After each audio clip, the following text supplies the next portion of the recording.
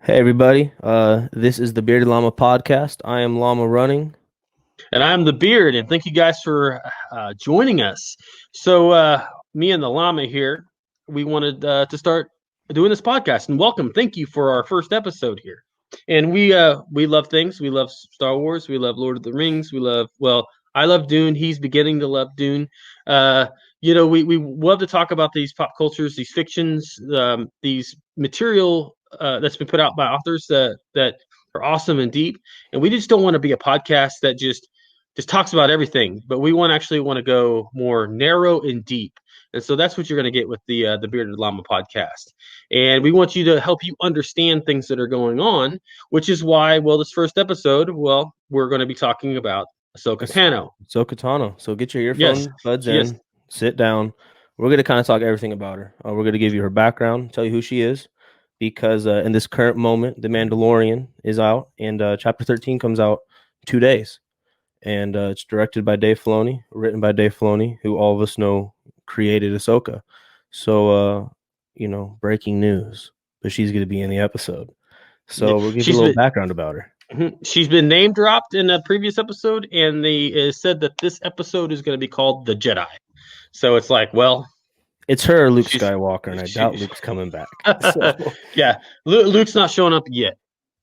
But Ahsoka, she was born in a 36 BBY. Now, for the new Star Wars fans or people who don't go that deep into it, BBY stands for the before the Battle of Yavin, and then you have ABY, which is after the Battle of Yavin.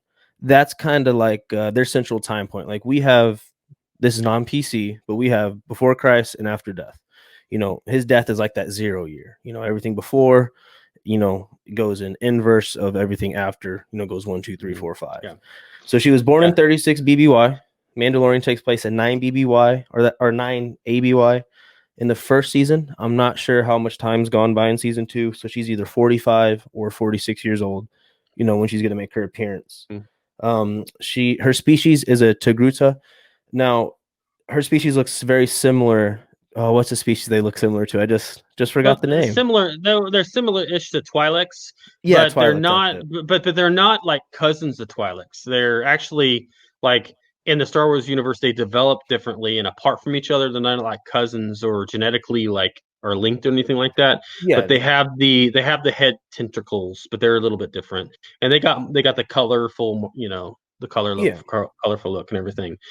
Just also like with the whole. Before the Battle of Yavin and after the Battle of Yavin, just a little, not to get off track, but that timing was started to be used in the extended universe, like back in the day, like pre Disney. Basically, just because if people wanted to know where something happened in the Star Wars universe, it was always easy to reference something that they knew, which was the Battle of Yavin, which happens in the first Star Wars movie, A New Hope, or Episode 4, however you want to call it. So there you go. I actually didn't know that, but that seems very there obvious after it's pointed out. Yeah. You gotta have some sort of point of reference, right? Right. So, well, anyways, back to Ahsoka. She was born on the homeworld of Sheely, and if we're saying that wrong, feel free to correct us. There's going to be a lot of pronunciation errors on my half of this performance here. But she was discovered at a young age by Master Plo Koon, who, all the Clone Wars fans out there, he has a big part in the show. Is a fan favorite, from the movies, a little Easter egg here and there, but he really gets a character fleshed out there. And she would later become the Padawan to Anakin Skywalker, aka Darth Vader, aka Annie. The one and only Padawan to Anakin Skywalker, which is interesting because she was 14 years old whenever she first appears in the. Though they did the animated movie, the Clone Wars animated movie, which turned into the actual series itself.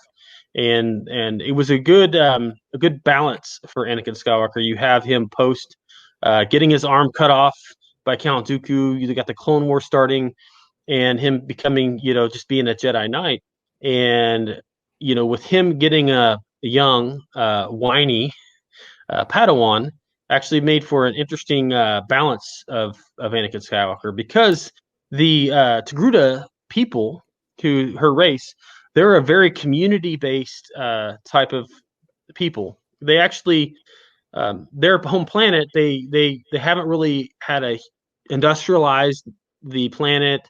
They're more of a tribal, and actually biologically they are connected. They like to connect to each other. And so to be separated from your people is very hard for Triguda whenever you're separated from your people, because biologically there's that part in them that needs to be around their people. And so that's also why you don't see Trigudas out and about in the Star Wars galaxy unless they've been pulled in to be in the Jedi Order or something, because they rarely leave their home world because they need to be around their people. So you have Ahsoka Tano, who's a Triguda, so she's very much a moral compass to Anakin and Obi-Wan, and which is good to have in a war, right? Even if you're fighting a bunch of droids, it also makes for a great connection with the clones, who are supposed to be these all the same face, biological creations. They're supposed to be kind of, in the eyes of a lot of people, are just as disposable as a droid, but you get an interesting connection and by these Jedi, like with Ahsoka being one of the main ones, because she becomes very close to a lot of these clone troopers, of making them be an individual person and respecting them, and honoring them, and it's pretty cool. But that's jumping a little bit ahead in the timeline. So, Well, and I think that's something you see throughout her character is that just that moral compass. That is one of her defining traits. Is no matter the situation she's in, no matter how bad a mission goes sideways, she always is focused on everyone else, and that's definitely something I know towards the end of her story becomes a huge, huge part of her. But back to the beginning, as Trevor said, it was a nice balance for Anakin, and that was absolutely the intent by the Jedi Council for giving Ahsoka to Anakin was, to teach him some things, that can't be taught unless you're responsible for someone who's kind of like you. And there's a nice little moment. I can't remember if it's the first season or second season of Clone Wars. It's pretty early on, but it's the two Jedi who they work with quite a bit, but they're on a planet. And as this Jedi and her Padawan are coming in, they're talking about Ahsoka and Anakin. She makes a comment that they have a penchant for not, following rules and regulation, and that describes that combination perfectly. Is yeah. They don't follow the rules at all. It's get the job done, and that's the only thing that matters. And matter of fact, I think there were on occasion that other Jedi remarked that Ahsoka, you're not supposed to be like your master. You shouldn't be Right. taking on the characteristics of your master. Yeah, Obi-Wan is constantly making little jabs around that, right? That little Yeah. dynamic. Yeah. And another cool thing I think about why they gave, Ahsoka to Anakin is I think sometimes it's one of the most misunderstood things is that the Jedi were aware of the struggle going on with Anakin. They weren't oblivious to this young man's fight. And Yoda makes a comment when talking about the relationship, and he goes, learning to let go, Master or Skywalker still needs to learn. Learning, because one of the biggest conundrums I think of the Jedi Order is having compassion, but no attachment. And if you think on your whole lives, think of someone you're compassionate for, and you're probably attached to them. And that was one. His mom, for example. He was never not attached, and we saw what happened. When she died. He went full into the dark side there, and that immediate reaction to his mom. So I think Yoda was very aware that, hey, we need to teach this guy this lesson right here, or it's going to be a problem. And the question is that the right lesson? Because it almost seems like a contradiction, right? Between like that in the Jedi Order that you're supposed to have compassion on people, but don't get too close to them. But I mean, isn't empathy, connection, right? and empathy? And I think that's something that's a that? big problem with the Sith and the Jedi. I know that's a bigger, Star Wars, talk, but they're both. You can't be on the extreme of an issue, no matter the side of if you're completely on the right of a side or left of a side, you can't be completely on one side. That's you become radical, and then it's unbalanced, and nothing good happens. Even if you have the best intents in the world, there's no balance to you. There's no balance to your mission, and you're going to be evil to someone's point of view. Yeah. And to the Jedi, that was the Jedi weren't beloved in the universe. There was people that hated them, people that didn't like them, including ex-Jedi. And it's interesting because jumping in the season 7 of the Clone Wars when we pick back up with Ahsoka. We'll get to why we're picking back up with her, is because she runs into a couple of people that their parents were killed in a conflict between the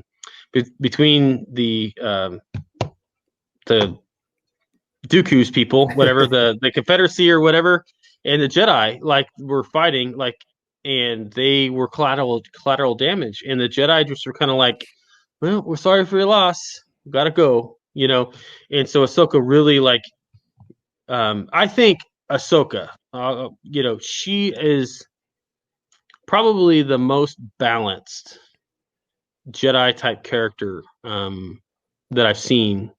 But when you get to know all of where she's up to her point now, is Even because more she balanced seems than to be, Qui-Gon. well, it's possible. Yeah, yeah. I mean, you don't know a ton about Qui-Gon though. Yeah, That's the that is thing, that is true. But You you're get right. It is 40 that minutes of it screen is, time. yeah. It is that and all his prequel or all his novels, things that he was in are legends now. So Right. so it's like, okay, well, who's really cool guy?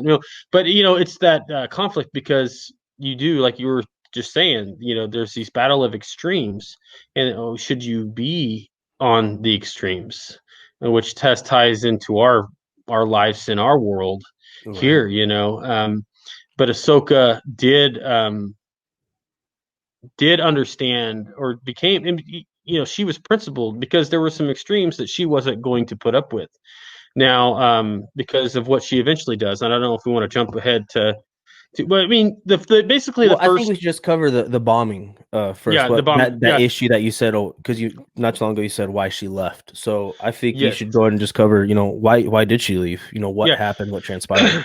So basically, the first handful of seasons, 3, 4 seasons of Clone Wars, Ahsoka's just going on adventures and fighting the Clone Wars, and she's kind of a moral compass, and she will dissipate orders if her principles dictate that she does, and she wasn't going to be cold and calloused by war. There's a really cool attribute of her, which is actually a cool attribute of Anakin too, because Anakin was very compassionate in a lot of ways, because he Even would to see something need. R2D2.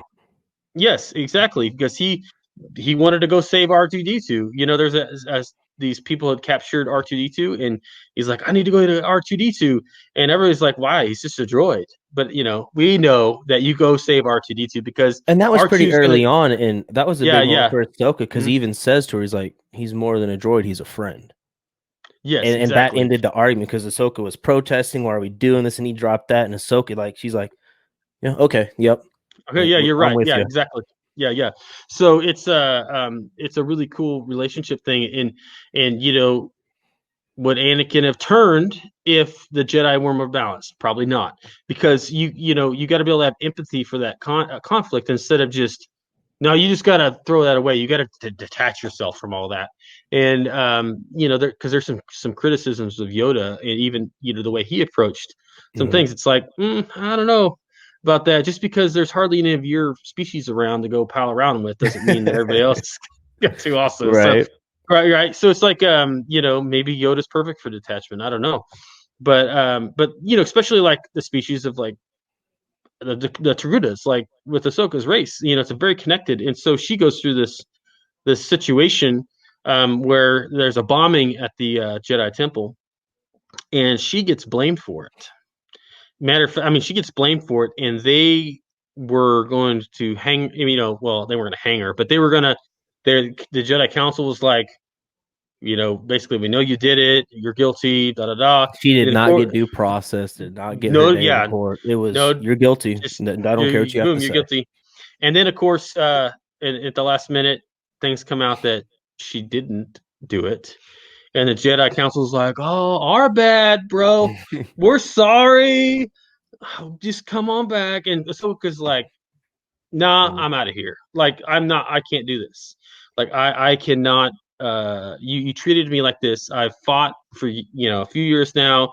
You should know me, you should know better. You should know the kind of person I am. I know I'm putting a lot of words in her mouth, but we know this watching it. We're like, it's Ahsoka. Like, And that leads to one of the biggest, I think, reveals in Clone Wars. And Clone Wars does a great job of that, of laying depth on the whole Anakin story is that moment when after she gets said you can come back, and Anakin's talking to her because Ahsoka's not coming back. And he goes and he says word by word, he goes, I understand wanting to leave the order more than anyone.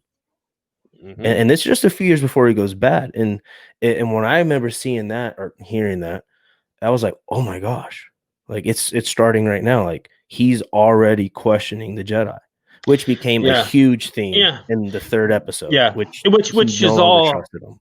and that's all revolves around his wife. I mean, Yeah, of course, she's like, of course, I want to leave the Jedi Order and be with my wife. I mean, that makes total sense why that tension is in him. Of course, which is the tension that the Emperor used to manipulate him, obviously. But I think probably what kept Anakin in it is that, well, there was a war going on, right. He and had he a had purpose. friends. Yeah, purpose. Like he was needed. Anakin Skywalker was one of the great warriors of the Clone Wars. And so it's just it's again how this masterful plan of Palpatine's to really manipulate things in his favor. Either it be with the Republic or Anakin himself. So Ahsoka leaves the Jedi Order. She turns in her lightsaber. She's like, I'm out. And so we don't see her for a few seasons. Matter of fact, we don't know what happened to her. Until you get that book, remember, where Yes, yes. and at the book, because Trevor hasn't read it, I'm gonna try to tell you guys about without Hmm. spoiling, because it is a great book. It's a quick read, and it's called Ahsoka. It came out in 2016, which is amazing to note that date because the Clone Wars series, that last season, just came out last year, right? Or beginning of Yeah, this that's year. no beginning of this year. Yeah, because just for people they haven't seen all Clone Wars, when Disney bought Lucasfilm, they basically just took the rest of most of season 6 and they just put it up and just released it because it aired on Cartoon Network, and then they just stopped Clone Wars. They were like, they weren't going to do a show that was going to air on somebody else's property, basically, Right. because that's when they went over. Then they started Star Wars Rebels. Now, after these years, and after Dave Filoni's involvement, doing Rebels, and then of course with everything going on, they finally greenlit because they were already mapping out, and they already had some episodes basically done, and they had mapped out for season 7. Hmm. And then finally they gave them the green light, and so they did. I think it was 8 episodes. It was season 7. It's like a 4-year gap there or something. And Ahsoka comes back in season 7, but I'll let you Yeah, talk and, about and the it's book. and it's and it's awesome because with all that dynamic of Clone Wars no being along and that storyline, almost the hope being lost that we'd ever see it. Things they mention in this book happened in the last season of Clone Wars, Hmm. and and once Trevor explains them later in this episode, they're profound moments. And Hmm. that groundwork Yeah. for Ahsoka was laid out 3 years before they started work on Clone Wars again. But anyways, in this book, she is been. This is the Empire is here. Empire's around. They're in power, and she's hiding. She's gone to these planets, Thebeska, and then the book takes off. She left Thebeska and she's moving to Rada, and she's using the disguise and the moniker Ashla. And if you call back to The Last Jedi, Luke Skywalker cut himself off from the Force. Well, Ahsoka's done the same thing because there's Inquisitors and they go out search for Jedi, and Palpatine, and then they can sense Force sensitive people. So she's cut herself off to be safe. Changed her whole life. She's in hiding. She sees this little girl who's Force sensitive. And this little girl playing around, lifting rocks up. Not a care in the world. Her life's in danger now. And shortly after, an Inquisitor comes, this giant conflict, the story unfolds, and by the end of it, Ahsoka saves the planet. She saves thousands of lives, um, takes care of the Inquisitor, saves a little girl, and she runs into Bail Organa, Princess Leia's adopted father. And at that point, Bail Organa was laying the foundations for the rebellion, and he brought Ahsoka on, codenamed Fulcrum, which is a big name drop in Rebels, and then she starts working intelligence for the rebellion, and that's really, I guess you take it over for Rebels because that leads right into Rebels. Is Yeah. that Yeah. book brings her back up, shows you how she met Bail Yeah. Organa, and then she's back. Yeah. So now, like you said, you start to have this character. Okay, Rebels. Okay, let's leave the foundation for Rebels here. So Rebels revolves around this group of this crew around a ship called the Ghost. Cool ship. Um, and they've got a crew. You have Ezra Bridge. Well, okay, Ezra becomes a part of the crew. He's this young boy that the crew ends up being around. And then they end up recruiting him to be part of that crew. Well, the big reason why they do that is because Kanan, who was one of the main characters on the crew, he was a Jedi, and he was younger when Order 66 happened, and his master basically gave up his life to so he could get away. So he's a Jedi, so he noticed that Ezra was basically he was force sensitive, and so he takes on Ezra and starts to train him, and what he can do as a training because he wasn't a full fledged trained Jedi. He was still young, yet he was still an apprentice, young apprentice whenever Order 66 happens. And so you have this ghost crew, and they're going around and giving being a thorn in the side of the Empire, and eventually in the show they become more attached to start to be attached to the rebellion itself, and their connection for that is Fulcrum. um, Fulcrum becomes kind of the informant for them, and of course they don't know this is Ahsoka at the beginning. Also in this crew you have Sabine Wren. Sabine Wren is a Mandalorian. So those of us out there, waiting for more late Mandalorians to show up, we're anticipating that uh, that that Sabine will show up. Throughout the show, Ezra gets older. There is some year time jumps, but the show leads up and ends like up into the original trilogy, so the Rebellion era and all that stuff. So you have this crew now. A little bit of an Easter egg. If you've seen Rogue One, the first time that they fly into the first time that they fly into Yavin 4 at the beginning when they get Jin, they break Jin out and they fly into Yavin 4. The ghost is actually sitting there at Yavin 4, which I think is a pretty cool hint note. And also in the Rise of Skywalker, at the end with all the ships, the thousands of ships that are out there, the ghost can be spotted in that scene also, which is awesome because we know that the ghost and her name the main lady Twi'lek that pilots the ghost. I forget her name. She's the Let love me look interest. that up because I can't Yeah, think. I yeah, can't yeah, yeah. remember it either. And she's the love interest for Kanan. Matter of fact, she ends up having one of Kanan's child. So this all has implications for the future of Star Wars. But going back to We told you Ahsoka, spoilers, so don't get mad at us. yeah, doing mess. So going back to Ahsoka here, had to set up the crew a little bit because at the very end of Rebels, Ezra takes off. Is it With Hera? maybe it's Hera, yeah. So Grand Admiral Thrawn shows up in the Rebels show, and he's a cis, and he's a master tactician, big Imperial officer. He comes in the show, and at the very end of the show, Ezra takes off with Thrawn out, and they go on hyperspace out into the unknown regions. And the details of how that happens, you're just going to have to watch Rebels. But I'm just trying to give you a base here because Thrawn and Ezra are going to be coming back into this conversation when we talk about what's going on with Ahsoka right now. So setting that up for you. We're definitely giving you the blast overview here, but we want you to understand Ahsoka. So when Ahsoka shows up in the Mandalorian, you know a little bit what's going on.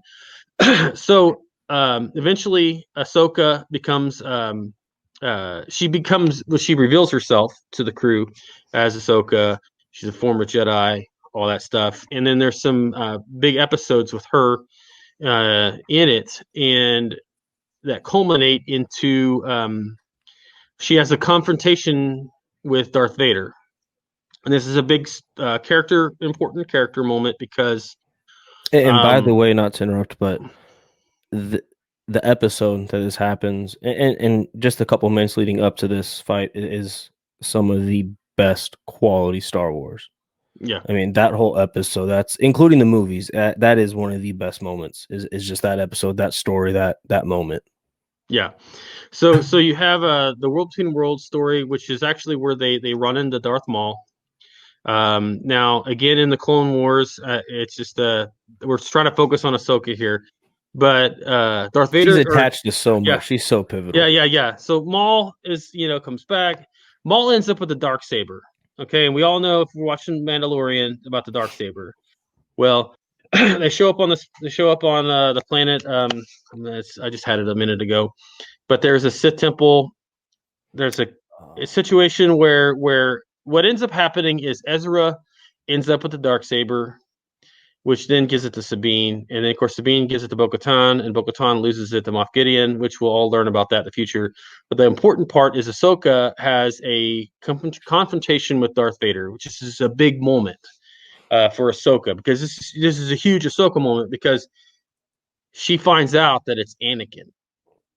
Like, she gets confirmed that it's Anakin, and it's a huge deal. And matter of fact, My favorite scene in all of it is yes, and that so moment. she's there fighting out with Darth Vader, and the temple's coming down, and everything is like going crazy, and she's like, she tells everybody to go because she was not going to leave Anakin. Like, she was not going to leave Anakin. She did not. Yeah, she wasn't going to leave him again, because it was this guilt from her leaving the Jedi Order and leaving Anakin specifically that she has, and that carries over. And so, And that goes right back to that trait you said she had of compassion mhm, and that moral yes, compass in any situation. Darth Vader and how we look at Darth Vader, mhm, that's how the galaxy looked at him. He was scary. He was mhm, death. yeah, And there was no doubt that he was on the dark side of the Force, but she still saw mhm, Anakin, her master, her mhm, friend, and just like that lesson that he taught her with R2D2, it's a mhm, friend, and you go save your exactly, friend. yes. And that conflict ends because she wasn't going to she was willing to give up her life to him. And it looks like that was what was going to happen, but there's kind of this hazy ending. Huge We don't know quite cliffhanger. we don't know what quite happens to Ahsoka, but we know Darth Vader's walking out at the end. And then in a future Rebels episode, we find out that Ezra, in the World Between Worlds episode, where it's this the World Between Worlds is a kind of a go between in the Force. It's kind of even a way to time travel, I guess. And the In and the dark side doesn't have access to it, right? Because isn't Palpatine Well, trying to just he like get wants to it, but he he can't. wants He that. doesn't Yes, have the ability. yes, yes. And I think it's the Guardian of the World, or what is it? Man, those Force people. Anyways, how they get access to it. I know we're covering a lot of stuff, but we find out that Ezra actually comes in and grabs Ahsoka out before Darth Vader could kill her, and then Ahsoka ends up back in, like, put back into the universe, the Star Wars universe, in a different time. Um, and then of course we kind of don't know what goes on with Ahsoka until the very end of the show. At the very end of Rebels, they jump to a time after the Battle of Endor, and Ahsoka shows up, and she's got the whole Gandalf the White thing going on. She's got this white, like, cloak. She's got this white staff, and so the thing is her and Sabine take off to go find Ezra. Because Ezra's been missing for all this time, and they need to go find Ezra Bridger, which is also has implications for the Mandalorian, because we're like, well, what's going on with Ezra and Thrawn both? Um, Now, Is after it that, fair to say that in the Mandalorian now you have we're talking the strongest Force wielders? Palpatine's one. You can take your pick on if you have Luke 2 or Darth Vader 2. I can hear an argument. And then Obi-Wan than her, right? Like, she has to okay, be on that top list of the most powerful people in the universe. all right, I put Ahsoka in the Obi-Wan camp. Okay, and here's why. All right, there are those that are strong in the Force, and there are those that are just better people, or they are better at using what they got. Hmm. Um, the Tragutas are actually not none of the strongest Force users, like, as far as being sensitive to the Force, the midi-chlorian count, like, Yeah. the Tragutas don't really have, they never have, like, a stronger midi-chlorian count, as far as the potential for being a really great Force user. Okay. Hmm. But there's something in their biology that kind of has a more connection with the Force naturally. There's if you kind of It's read up not a stronger on those connection, people, but it's a better connection. yeah, maybe so, or yeah, it's not as powerful of a connection, but it's Yeah. maybe a better connection.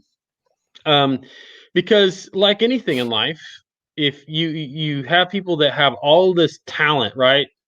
All this talent in the world, but they end up not doing much. But then you get some people that don't really got a lot of talent, but they work hard and they build their skills, and they just are become very much an expert at everything they do Tom Brady.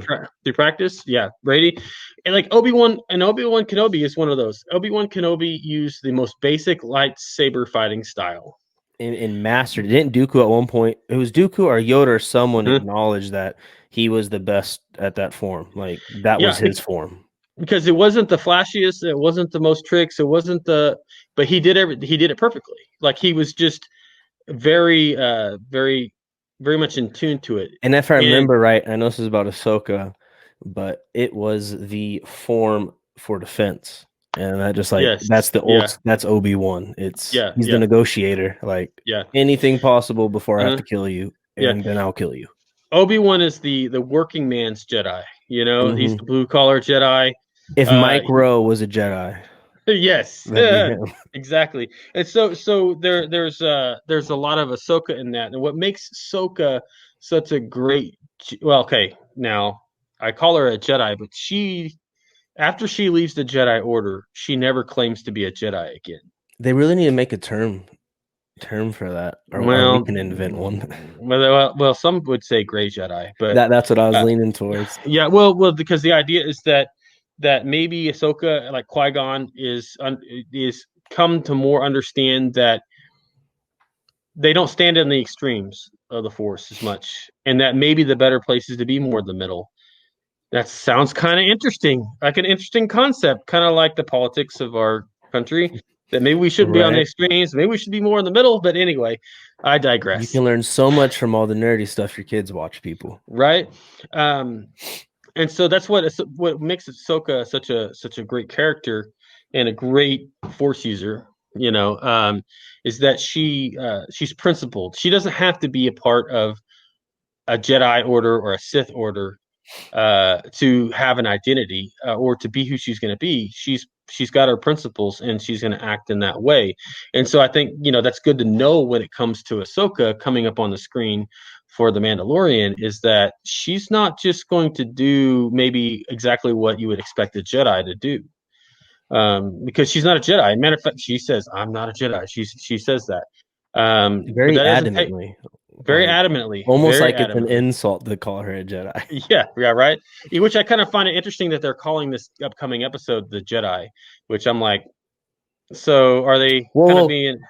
Quick theory, 2 second theory. Da-da-da. What if Ezra is our special guest and not I don't Ahsoka? know. And the biggest misdirection of all time in this Yeah, episode right. is Yeah, pointless, right. and we wasted Uh, everyone's time. no, maybe Ezra will show up. Maybe not. I think they're going to establish the relationship between Mando and Ezra and the child in this episode more than just try to just completely do a big, huge character dump on us. But I think they are going to name drop some other people in this episode. And based on other discussions that we've had before, that people watching this may not have had, because I really thought Moff Gideon was kind of taking the place of what Thrawn was in the Heir to the Empire books from Timothy Zahn. But now I'm thinking maybe Thrawn is going to be the big baddie And some people think at this Moff this isn't Gideon. skipping around. This is Ahsoka, Mhm. and I don't know if you've caught this from this really brief overview, and it doesn't do her justice because you can't do a character this pivotal's justice in a 40-minute podcast. But her coming into Mandalorian changes everything. So many things are Mhm. possible. So many storylines can come in now. I mean, we know that the Mandalorians has to do something with Mandalore at some point. We with Sabrina or with Bo-Katan there in the dark saber. We know that it's all about Mandalore. But with Ahsoka coming in here, literally the entire Star Wars story is now it's part of the story. She's pivotal Mhm. in so many different storylines that her being here can branches off everywhere. She's connected to so many people.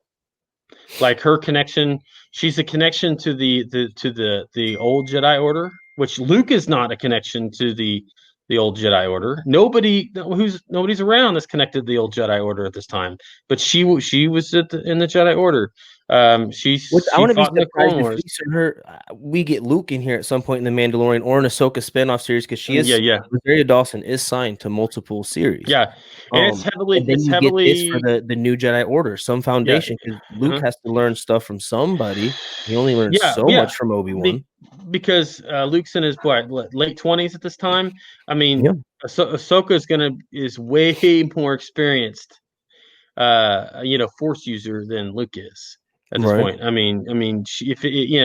She could probably own Luke at this time. I mean, I know Luke becomes a really powerful Jedi, but And she already it's has kind that of connection because, well, his daddy was her master. So, yeah, yeah, right, yeah.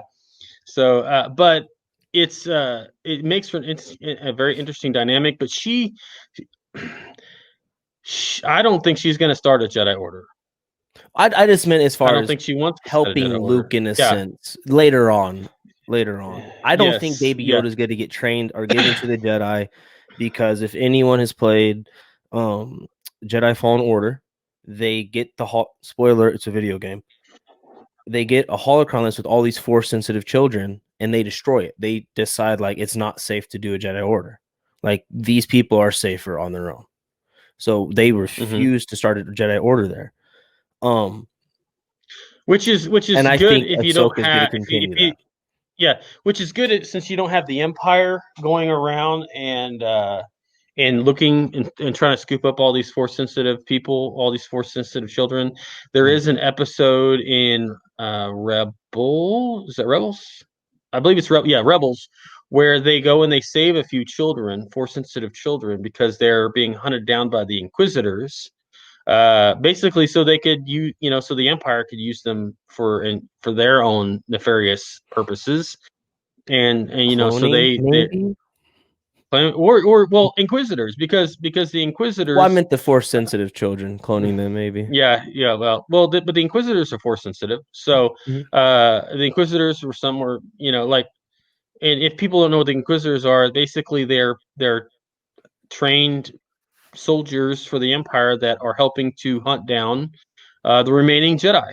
You know, they kind of probably are under Vader in some respect or whatever, And but there is they're this not. cool moment in the Star Wars comics where there's a bunch of Inquisitors being trained, and Darth Vader like takes on like 10 of them and like rags dolls them, pretty much just to show the Emperor, like, hey, if you're making these people to assassinate me, try harder. Like he Yeah, just yeah, yeah, mows through them. yeah. The Inquisitors are just pawns. Because the Inquisitors can take out most Jedi situations that are happening. Because most Because of the Jedi around didn't get through their training. Like you said, yeah, there'll be their kids master like died when they were young. yeah, yeah, like so it's an interesting Because concept. most Jedi who survived were the Padawans. Yeah, Most, yeah, yeah. if they survived. If they survive, yeah, yeah, you're right. And because, like in Kanan's case, you're going to have a lot of situations where the master gave up their life so their Padawan could get away. That's the Um, same thing that happened in the video game too. that Master is gave up life. but that is that's a Jedi trait. That is Mm. an important Jedi trait that happens. So, but it was also good because it at least seed for them coming back in the future. The return of the Jedi. This kind of stuff.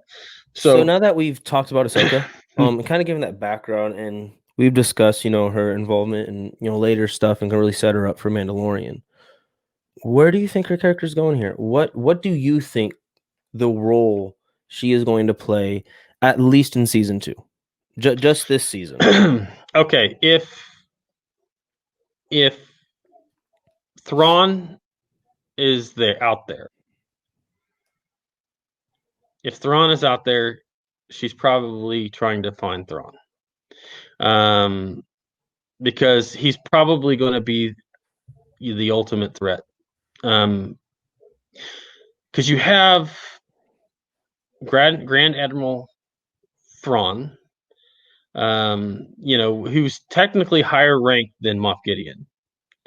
Because wasn't Um, Thrawn Tarkin was second to the Emperor, or Tarkin was second. No, Tarkin was equal with No, Vader no, in a no. Well, sense. Tarkin is also more of a regional governor. Yeah, so wasn't Thrawn hit just below him, and that was the only person above Thrawn would have been Tarkin. I don't know. Well, see, Thrawn dealt more with the military. Tarkin Hmm. dealt, even though Tarkin was on the Death Star and stuff, ended up there. I've always been confused He, by the hierarchy of the Empire. yeah, it's weird. Yeah, because there's all these different levels.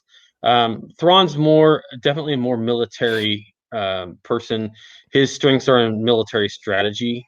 Okay. So that's where they want him, where they would have had him. Um, so it's a they also see his race is called a cis. The cis. He's a blue screen red eyed humanoid, Hmm. and the Cis actually live in the unknown regions of the galaxy, like on His the species outskirts is there. actually a Sith. Cis, Sith. Okay. a Because I cis, a because I know the cis. Sith were a species that on the I planet and all that. yes, I think it's spelled CISS, but Okay. someone can correct me on 'Cause I that. thought But you were he's a saying cis. Sith, and I was like, I missed that part of his Yeah, yeah, character. and the Empire also uses Thrawn. Now I don't know if this is new canon or not, but the Empire uses Thrawn because they're trying to chart more of the unknown reaches because the emperor specifically, wants to know more and have more access to the unknown regions, which Mexico. there are planets and civilizations and everything all in this unknown part of the galaxy. And the reason why it's unknown is because they have not yet charted all the hyperspace lanes and pathways like through there. They just don't know how to travel through there quickly, like via like hyperspace, because it hasn't been mapped and charted out yet. Because so if you run through the unknown regions without having it mapped out and having your hyperspace computers calculated, then well, you can end up dying. Like you could be flying through something you don't want to fly through, or Right. whatever. That's what it is. So, or you could end up, someplace bad. So where Thrawn would have probably been during the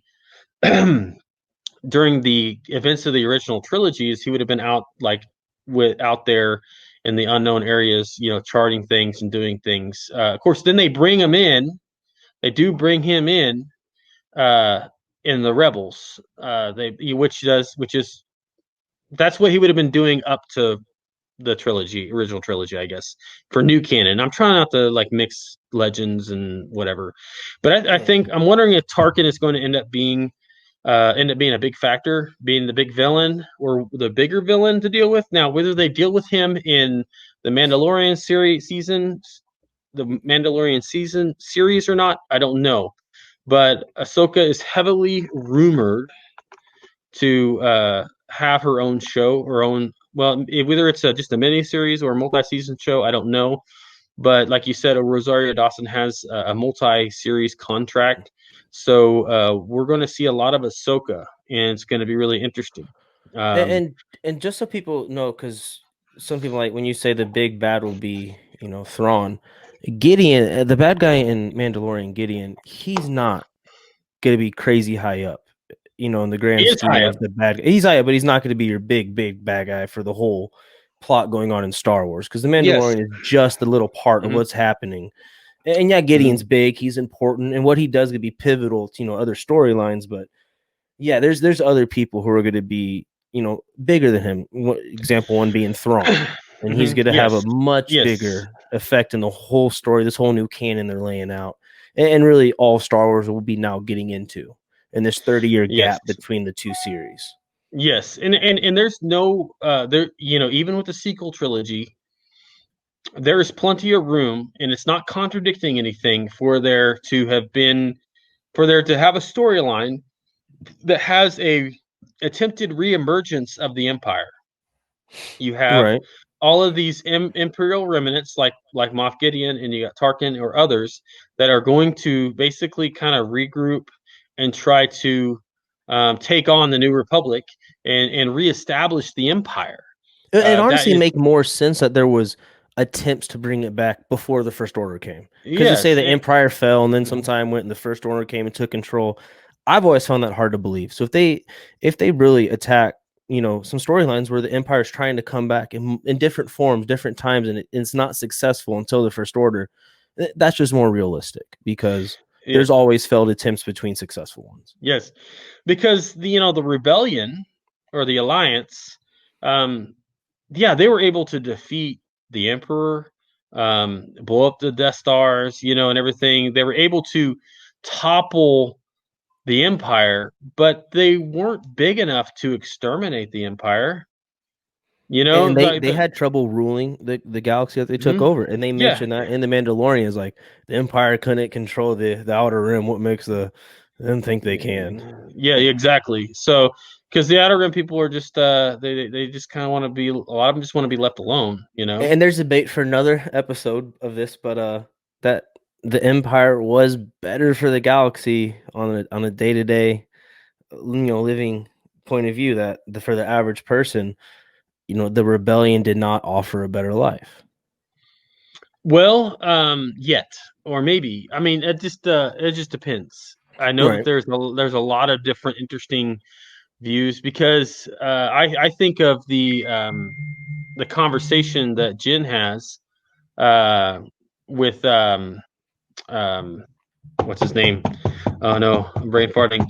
Um, Saul Guerrera in Rogue One, when he's like, you care not for the cause, and Jin's like, the cause, like, it took everything from me, and the cause being the rebellion, and Saul is like, well, you can stand, you know, walking around or going around with the Imperial flag flying, and she's like, it's not a problem if you don't look up.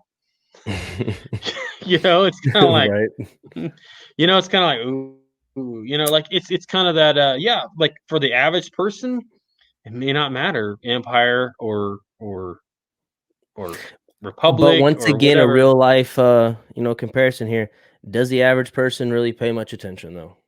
Do they know I what's don't going know. on? Yeah, because contrary to popular belief among Star Wars fans, not everybody in the Star Wars galaxy, on all these thousands of worlds, all in the far reaches of the galaxy, know who the Jedi are and know who Right. Luke Skywalker is and know everything that we know because we got to see it through the lens of a screen. Right. There are still untouched tribes on our planet today. There are Right. tribes, and matter of fact, that they go to great lengths to make sure people don't go and mess with them.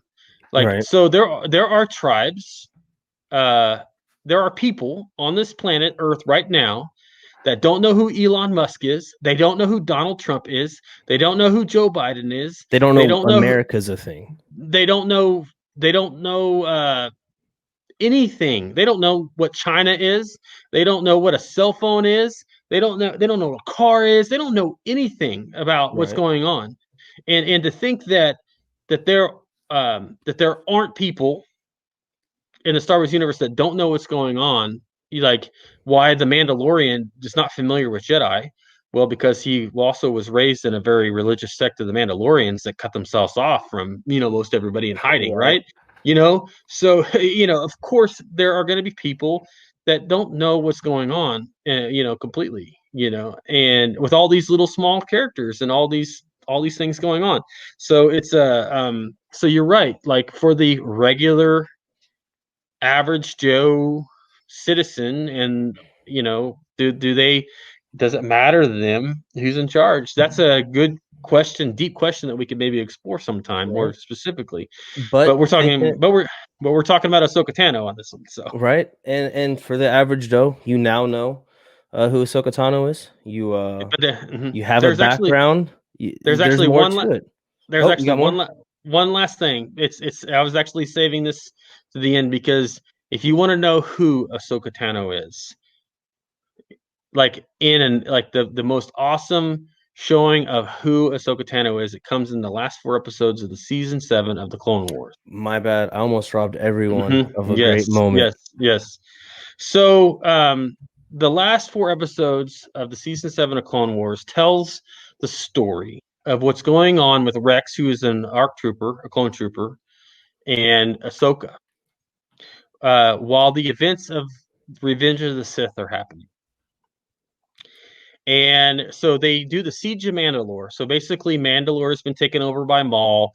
So she and some clone troopers go and help Bo-Katan go retake Mandalore from Maul and all of the other Mandalorians that have vowed allegiance to Darth Maul. Okay, and of course, it's in the interest of the Jedi, and helping Ahsoka and helping Mandalore to acquire Darth Maul. Uh, so Ahsoka comes back because she finds out where Maul is. She comes back to Obi-Wan and Anakin. She hasn't been around. She's been off on her own, not being a Jedi. But she comes back and tells them that, hey, Maul's here. And so they send her with a group of clone troopers to Mandalore to help with the siege of Mandalore. And it's an interesting scene because they're getting ready to leave to go to Mandalore, and then the sirens ring off, and Obi-Wan and Anakin are like, "We got to go because General Grievous has made an attack on Coruscant." Episode 3 time. Cue the opening scenes of Episode 3. So now, of course, Ahsoka's not a Jedi, but she was very well respected amongst the clones. And she loved the clones too. She loved the people she fought with, and they respected her a lot. And it's an awesome scene when Ahsoka walks out, and all these clones that are going to go to the siege of Mandalore, they repainted their helmets, their helmets to their markings to look like Ahsoka because she's orange skinned and she's got markings and everything, and it's like a tear jerking moment, of like this honor and respect for each other. And of course, we don't care that you're not a Well, Jedi. because that's the clones. That's all they have is their Mhm. uniform. They're Yeah, really that's not. their They're individuals, but they're not presented as individuals. They're clones of each other, and the they're change all. their armor is the ultimate sign of respect. Yes, and that's how the clone troopers they actually made themselves individualize themselves. Is that the Jedi and the Republic let them customize and do their own thing with the armor because it gave them identity, it gave them their own way of standing out or being themselves. So that way, Hmm. even though on their faces they all look the same, but as a warrior they were all individuals. Right.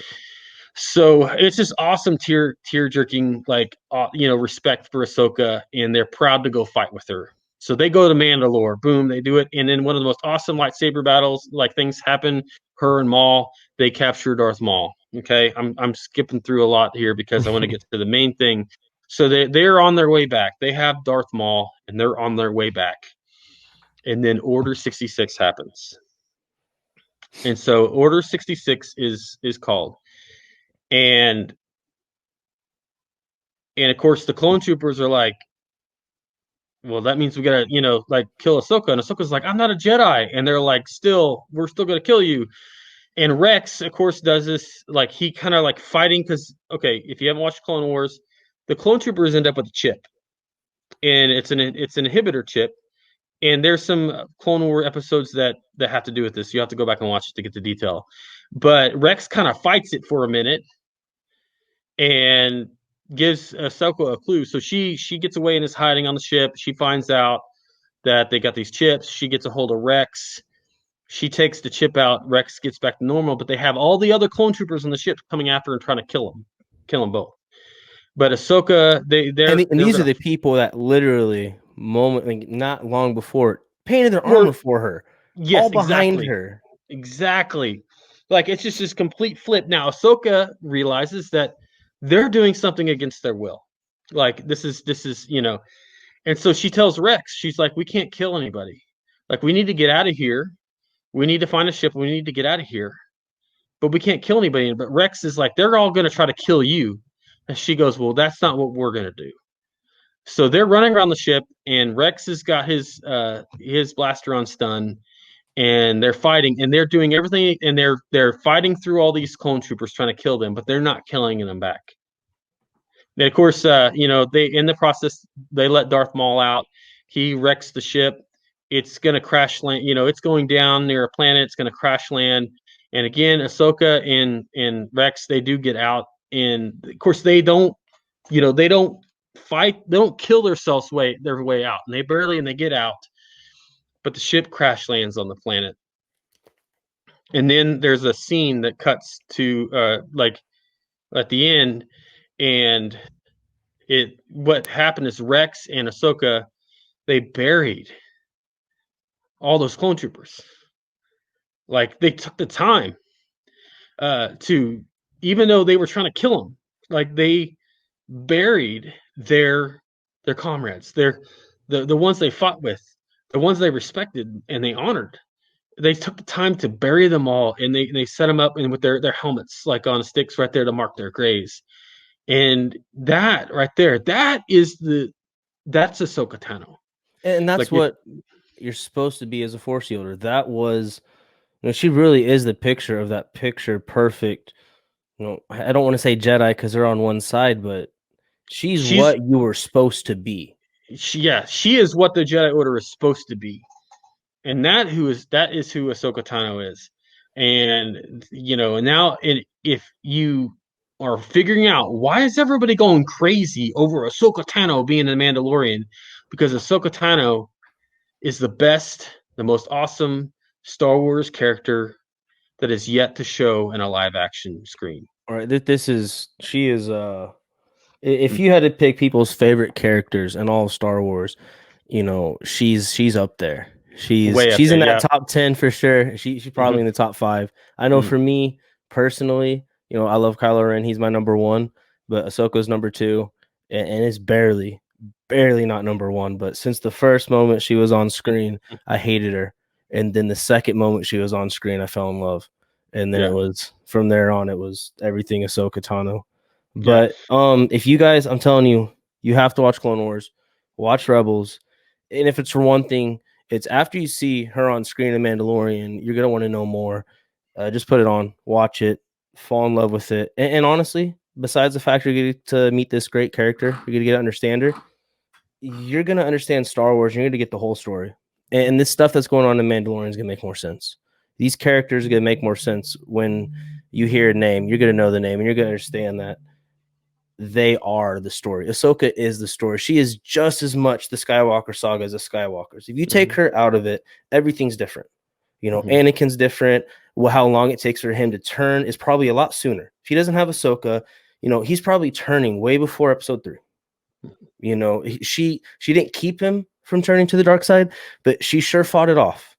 And She's almost like the Samwise Gamgee of right, like I don't know, I'll she's carry she's you. awesome. But I hope you guys know more. I hope that when you see her on screen, you understand the importance, like Trevor said. Remember that last story he told you about the last scene of Clone Wars when, literally they tried to kill her. And after Yeah. the fact, she buried them, and not just buried, honored, gave them a proper burial, and you saw Trevor got emotional. Um, I haven't finished Clone Wars before this started. I watched that scene and I got emotional because when you care about Star Wars, when it's as big as part of you as it is to us, stuff like that. I mean, come on, you guys cry when you watch Old Yeller, and we're a little Yeah, bit more right. into this than that. But Hey, thanks for joining us, guys. We'll be back next week with another episode of the Bearded Llama podcast. But until then, God bless, stay safe, and get your nerd on. may the force be with you.